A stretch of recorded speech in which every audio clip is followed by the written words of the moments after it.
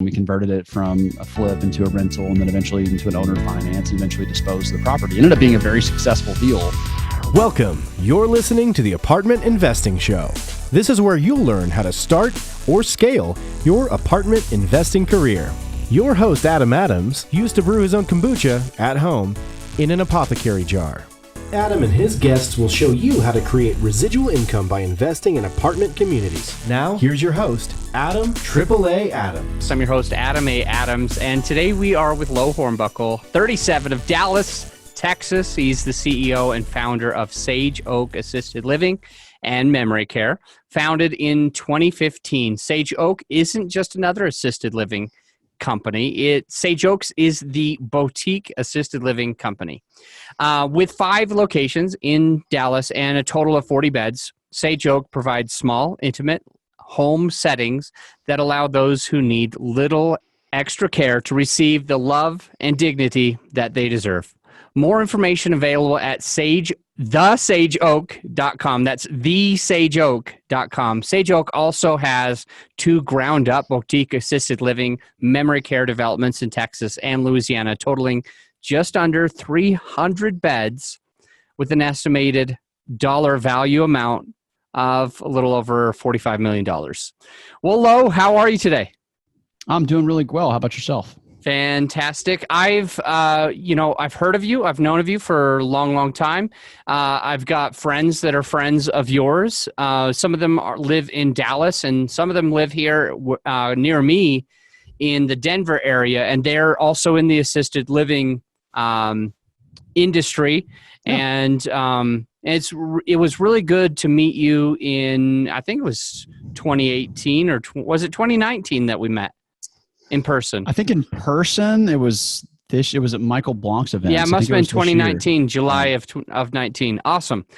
And when I met you, I was like, I really got to get this guy on the podcast. Some of the things that I really respected and liked a lot about you is you obviously know your industry really well. And you're one of those people who just does what you do and you're not trying to flaunt anything. Like, what I mean by that is there's a lot of people in the industry who are more about trying to make people see them as good than Sure. Just awesome people that are just crushing it. But I respected that about you, and I wanted to bring you on. A couple things that I'm excited to discuss on the podcast today is, number one, your first deal is pretty creative. It's pretty interesting, and I know there's a lot of lessons in there, but I really like to bring into how you're doing assisted living and a little bit of self-storage right now on the operations side and what's really making you the most successful.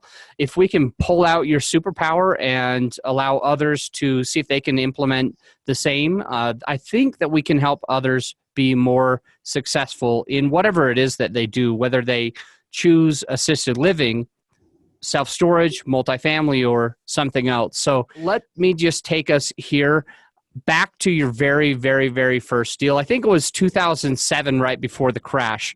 Could you kind of paint that picture for us? Yeah, I was living in, and thank you, by the way, for all that. It was awesome to finally meet you in person. I feel like I've known you longer, but obviously, the internet will do that sometimes, where you think you know someone and then you just finally meet them in person.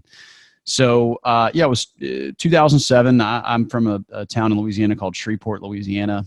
The locals call it Ratchet City. You go for the gambling, you stay because you got shot. So, I was operating in a very difficult real estate market in Shreveport. Very inexpensive. It was kind of, in terms of a big market that it might look similar to maybe Memphis, right? So low price point, sort of high theoretical cash flow. Tenant base can sometimes be a little challenging. I'd say the advantage like a Memphis would have is it's got more substantial industry. But in terms of just how the market looks, Shreveport, Memphis, fairly similar. What do you mean by, sorry to cut you off, what do you mean by theoretical cash flow? I think we'd like to dive into that before you get into the next part. Skipping forward a bit, one of the worst mistakes I ever made in real estate was getting into low-income housing. And I say theoretical because, if you're charging $600 a month in rent, and then your turnover for a unit, say $3,000, which is pretty easy to do, then you've just erased, obviously a half a year's, or 5 months, 6 months of rent. So, kind of what I learned about low income housing really was basically two things. One, an air conditioner or, drywall costs the same if someone's renting $1,500 a month, $1,000 a month, or $500 a month. You might as well have a higher revenue to offset those repair expenses. And the second thing is that you really should get into an asset class you know and understand. So what I like about assisted living for me is that, while I'm not elderly and I'm not a baby boomer, I'm not as old as some of my clients, socioeconomically, I think we can kind of see each other as peers, right? So we're driving the same type of car, we live in the same parts of Dallas. And so we just sort of, there's a sort of almost like a cultural sort of language, sort of agreeance there. And when I did low income housing, sometimes my best intentions to communicate either were ineffective or I struggle with certain things. I don't necessarily want to necessarily be a landlord for somebody that's got 5 or 6 adults living in a 2-bedroom house or something like that. And it was hard. It was a difficult process. And what I kind of learned is that it's just best to invest in things that you understand. Obviously that wasn't my first deal, but that was kind of a lesson that I took away from that. And, I had to kind of go through the pain of realizing that if you don't understand something at its core, then you can kind of put yourself in a position where you're likely not going to be successful unless you can learn it and then you love it. And I just never really did love doing low income housing. It just wasn't something I loved. So back to the first deal, so in 2007, I bought a house with a business partner, and I'd been friends with the guy for a couple of years, and he was a really solid guy, and I vetted him out as well as I could through mutual friends that had done business together. He was a local business owner, had a good reputation, and our intention was to flip it. So put the house in my name. He did the rehab money. We're going to put some money in and flip it. Well, we put it on the market in 2008. I don't know if you know of anything that happened in 2008 to housing, but suffice it to say, the house didn't sell. And so we found ourselves basically, I was flipping my first house into the greatest housing recession of probably multiple generations. So that was fun. What I learned about that is that, some of the best things that ever happened to a business partnership is your first deal be a bad one because it tests the partnership, right? So what I noticed was that my partner nor I sort of cut tail and run. It'd be very easy to walk away from the deal. It'd be very easy to have that happen. And so you see all these people that do 2 or 3 or 4 successful deals, then a bad one comes.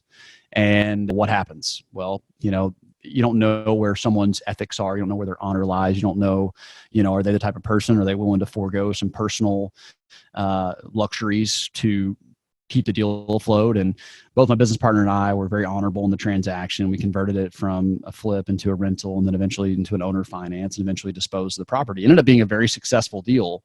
But man, from '08 to 2011, it was a really tough deal. And, it was a bleeder. We were losing a little bit of money every month. We had money tied up into it and things like that. So, really what I take from that is just, find out who people are in tough times. So if you're going to do business with a partner, find out a time in which they had something bad happen and how they responded. That's one of the best things you can find out, because if someone's honorable when times are bad, they're obviously going to be honorable when times are good. Everybody's, so smart and everyone's so ethical when times are good. And then when they get tested, that's when you kind of find out what their culture is. That's true of companies as well. We talk about that all the time in assisted living. It's like, hey, here's a list of references. And when you call them, ask them about a time that we messed something up and how we responded, because we're going to make mistakes. And it's better for you to see what our culture is. And you're going to find out our culture when we make a mistake and how we respond to that mistake. Are we accountable? Are we apologetic? Do we fix it? And do we prevent it in the future? So that was really the big lesson from that deal, was basically, make sure you have a good handle on who your partner is. And sort of the last piece is, I'm just really bad at flipping things. What I figured out is I didn't have any kids at the time. I still don't have any kids. I was single and had no kids, and I'm flipping this house that's designed for people that are supposed to have kids and a family. And so I'm doing things as though, so I wasn't really asking myself, what would my end buyer want? And I had to kind of screw that deal up to start taking a step back and going, just because stylistically I like this, I like a bachelor, and, I need to think about what my end buyer is going to look like. And so those seem like really obvious things, but sometimes you have to screw those up to really, really know them. And so those are kind of the lessons I took from that first single family deal. During that deal, and thank you for going into that, I want to find out a little bit more about how you disposed of it through seller carry. If you wouldn't mind going into those details, how'd you find the buyer? How did you hold the note? Those types of things. Yeah. So in our case, we actually, Louisiana is pretty aggressive in what they allow you to do on a rent to own basis.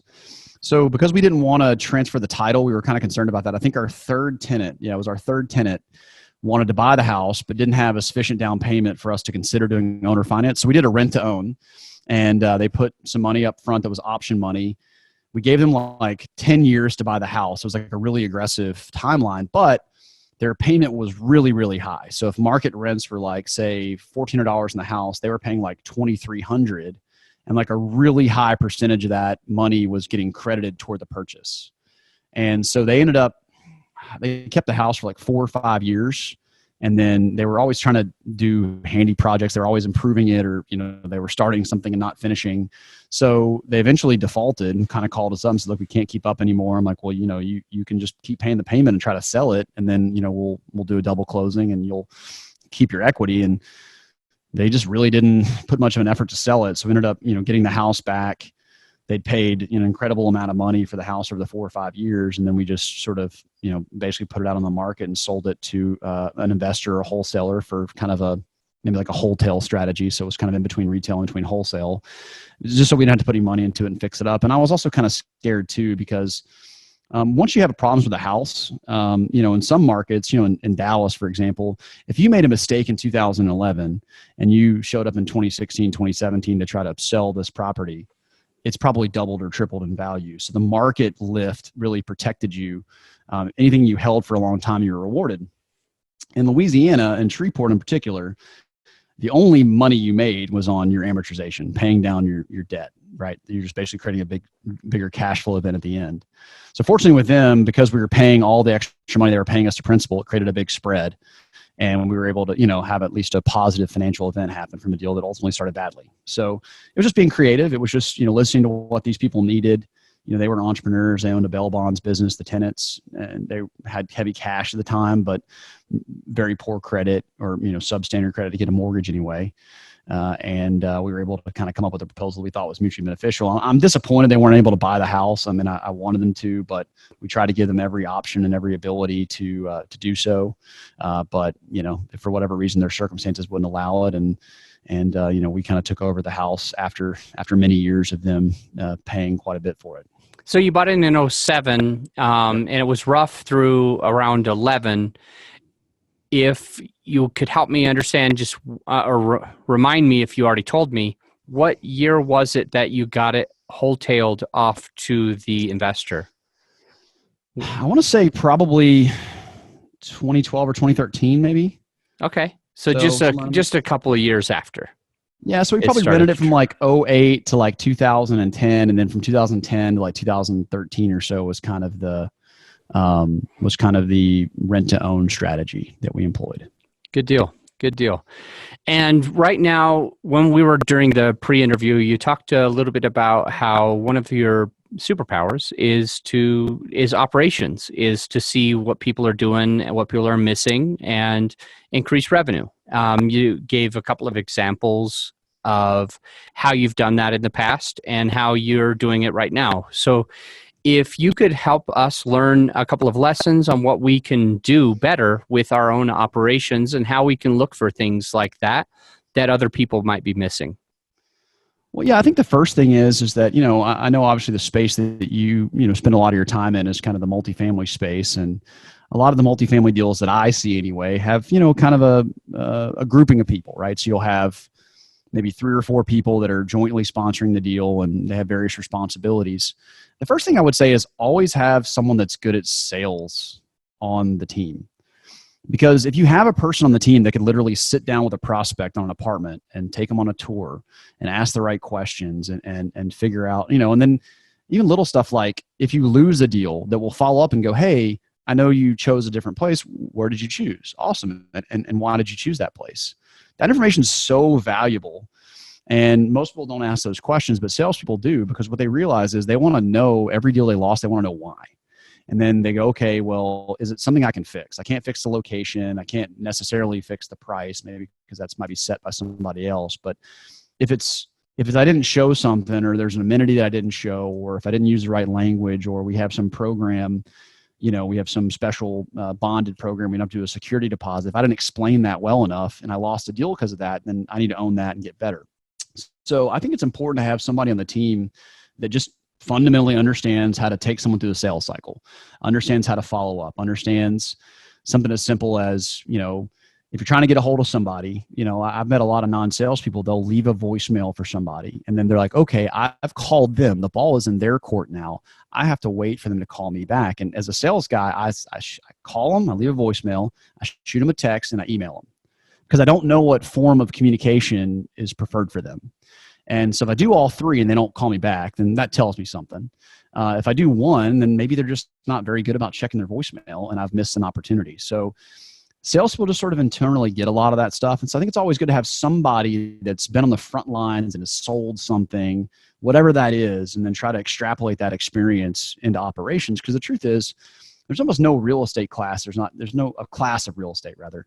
There's almost no class of real estate that doesn't involve some level of sales. I mean, you could maybe argue that a triple net lease, once you get somebody in there, you don't really do anything for 10 years. But, apartments, if you can interface with the property management company, if you're not self-managing, if you can interface with them and help them get better, then you're going to be happier for it.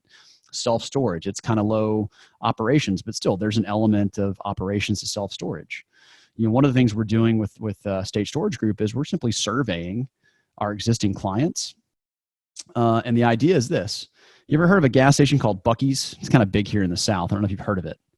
I happen to have heard of it when I was in Boston. A gentleman came in, I think, from Houston or Dallas, and I sat down with him, and I've never heard somebody speak so highly of a convenience store in my life. It's incredibly overrated. It's basically like a small Walmart on the side of a highway. That's what it is. But one of the things they marketed to was they basically said, hey, we have the cleanest bathrooms. And so they decided okay, and they don't allow, it's like a truck stop, but they don't allow trucks. So there's no truckers. So it's like a truck stop, no truckers. So it's like you have all the benefits of a truck stop, but you have none of the necessary stigma and stuff that comes with, people that are on the road all the time. Nothing against truckers. I'm just saying that's their business model. So one of their marketing strategies was basically we have the cleanest bathrooms. So my theory is you're driving down the side of the road and you're trying to choose, and they've created this sort of cultural phenomenon, and it'll keep expanding, and it's a very successful company. But if you're driving down the side of the road, and a lot of times women in particular care a lot about the bathrooms because men, half the time we can do the whole thing standing up, right? So, but women got to sit down every time, so they want a really clean bathroom. So if you're in the car with your wife, she says, hey, they got the cleanest bathrooms, let's stop there. It's a magnet, right? So my thought with the State Storage Group was basically, what if our clients choose us for a reason we don't understand, similar to Buc-ee's in the bathroom? So we're in the process now of kind of surveying those clients. What if they just say to us, I chose you because you have the cleanest site I've ever seen. And we have 40% of our clients tell us that. Well, then what that tells us is that the site plays a bigger role in that. And maybe our value proposition is we have the cleanest site in town. And that's just an example. So, one of the things I don't think people really do a whole lot of is they don't really ask their current clients why they're clients. And so in storage, that's kind of an interesting thing to do because it's so simple, right? Like, did you choose this because we have access control? Did you choose this because we have a person on site? Did you choose this because we have cameras? Did you choose this because our blacktop's always clean and never has cracks? So these are the things I wanted to kind of understand. So I've just started working with them in the last couple of months. And so we're in the process now of kind of getting that data. And, if you think about the power of marketing, is Red Bull really the most delicious way to get caffeine? Probably not. But they basically built a company around a brand and a product that's inferior. You don't have to have the best product. You just have to tell the best story. That's really what marketing is all about. If you happen to have the best story and the best product, then it's really easy. And so that's what I've kind of done with Sajoke is kind of I tell the best story and have the best product. But in something like in storage, I just kind of want to understand, why do people choose us? And when I understand that, I can build a story around that, and then I can market that to prospective clients. So that's kind of an example. So those are some kind of pieces of wisdom that I've kind of just picked up over the years. I always thought of myself as a salesperson. When I worked at a car dealership for a really long time, and I never was responsible for bringing anybody in, right? So people just came to see me, and then my job was to, basically marketing is get the clients in, to make the phone ring, have them come by and see you. Sales is converting those leads into revenue.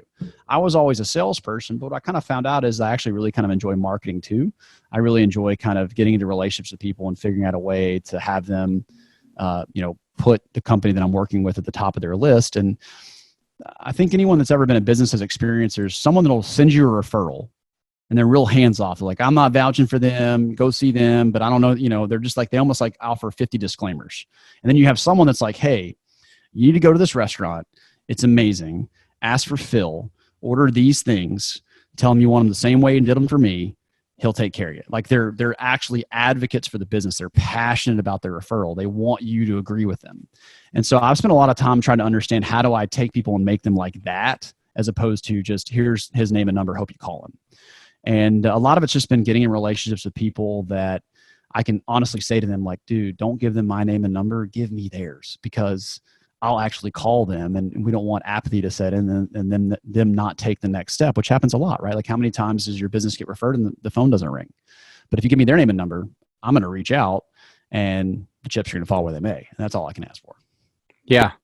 Good deal. So one of the things that you mentioned with, within your Sage Oak and working with some of your clients, you've asked them why they have chosen you. Is it the blacktop? Is it the whatever, the location, the cleanliness?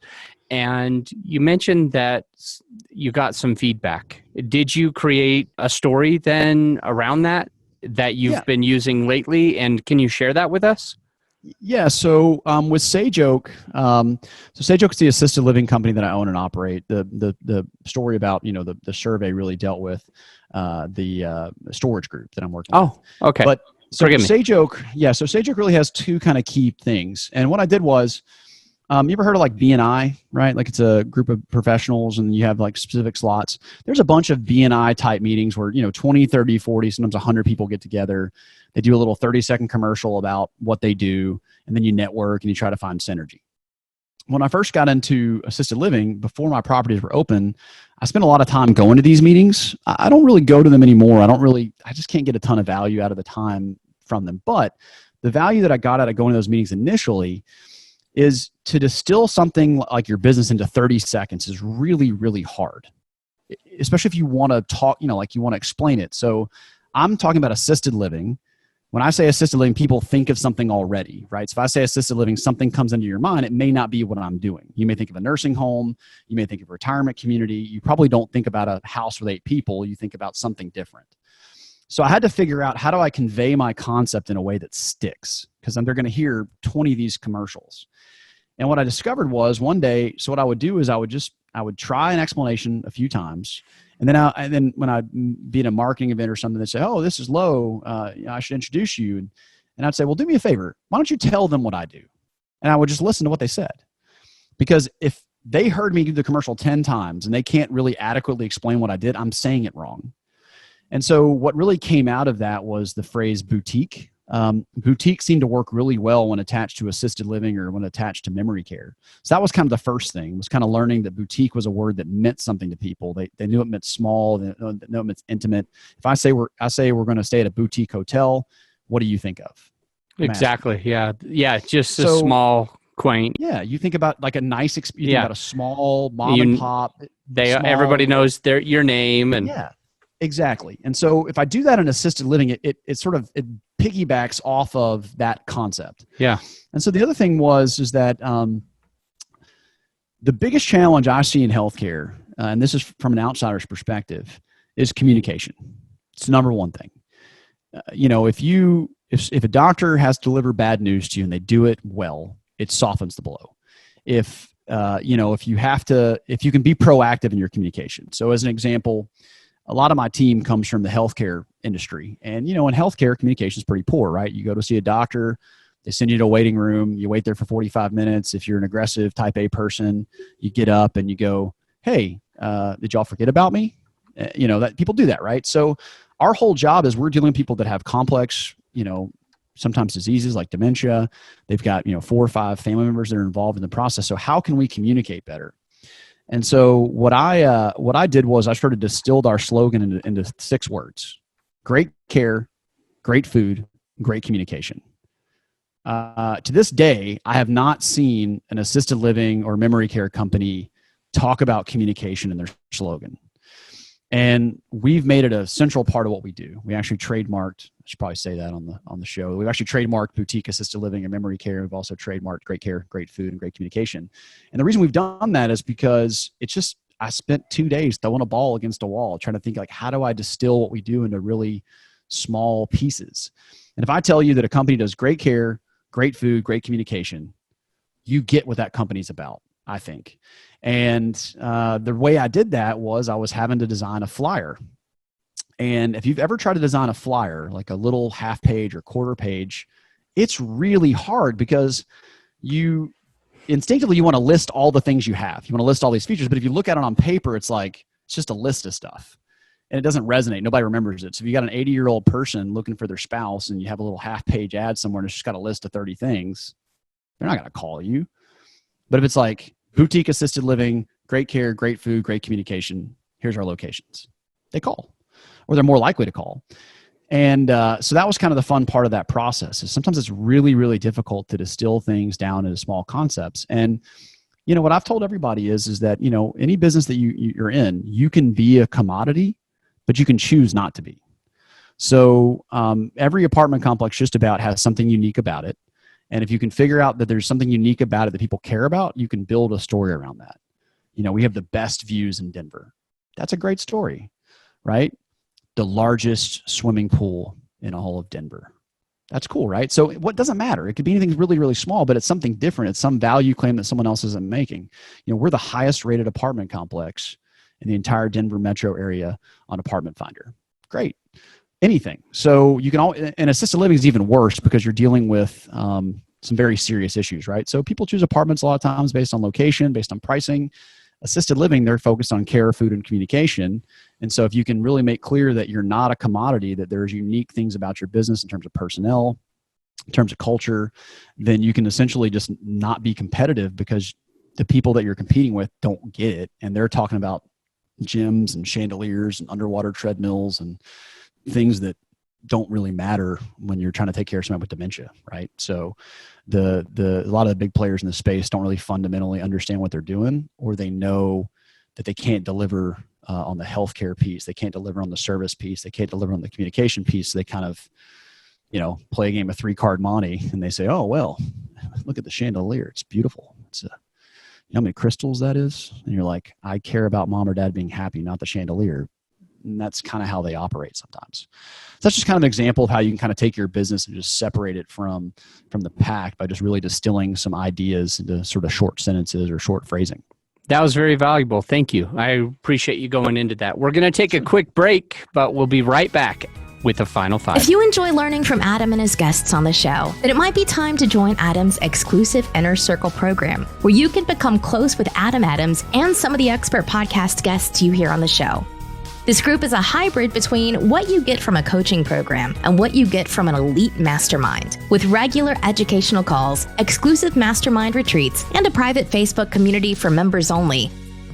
Apply today by following the link in the show notes. This is the group for you. Low Hornbuckle, what's the most creative deal you've ever done? Definitely the first assisted living facility I did. Very creative. Worked out to be, we designed what I think was the best care home in Dallas in our first try. So that was very cool. Awesome. What's a book that you recommend? I just got done reading a book called Factfulness. And it's fantastic because it tries to bridge the political divide and just basically say, here are the facts and here's the direction the world's going in and here's the data. You can argue all you want about what you want the world to be, but here's the data. So it's written by a doctor that is involved in world health, and it was fantastic. I think a lot of people are going to be going and buying this book right now. That's cool. I want to buy it and I want to read it. Where were you 5 years ago? Just kind of paint me a quick picture of what it looked like 5 years ago. 5 years ago, I was just moving from Shreveport, Louisiana to Dallas. No job, had just gotten married, had just adopted a dog, and my dad had just passed away. So I pretty much had every life event you could ever have happen in the span of a week. That's actually a true story. All that happened in a week. Wow. And yeah, so I think about that and, no job and everything else with the dog and the father. And I'm really sorry to hear that. And just 5 years today, here you are with 300 beds, focusing on self-storage as well as assisted living, and you're passively invested in several multifamily syndications. That's really amazing to think that any one of us who, if we're just starting out, whether we have a job or not, whether, some big life events happen in 5 years, we could really be somewhere special. Where will you plan to be 5 years from now? What does that look like? Yeah, I mean, I think 5 years from now will look a lot like it does now, except for the fact that probably I'll have about 500 more beds under construction or in some various phase of development. So I'd really like to be close to 700-800 beds and really just kind of being a regional player in Texas and Louisiana. And we're very focused on staying close together and not trying to build some big national company, but building a very strong regional company. How do you give back? The cool thing about what I do is I get to actually combine making money with giving back. So the number of times that I hear people that come from just horrible situations, mom fell, she was on the ground for 7 hours, nobody found her, or the caregivers aren't paying attention to them or they're not feeding them. So the cool thing about what I've got to do is I get to help a lot of people and feel really good about what I do. And also they pay me for that. And it's fantastic. So I kind of live sort of service capitalism, right? So we do good and, we make money in the process. For the listeners who want to find you or get a hold of you, what's the very best way for them to do that? Yeah. So our website, thesageoak.com. So THESAGEOAK.com. If you can go there, you can reach out for any reason, and I want to make clear, sometimes people call me to say, hey, my mom is needing a place in Kentucky. I'll try to help find you a provider there. Some people want to learn about investing in senior housing and other people want to learn how to get started. Happy to point them in the right direction on any of those.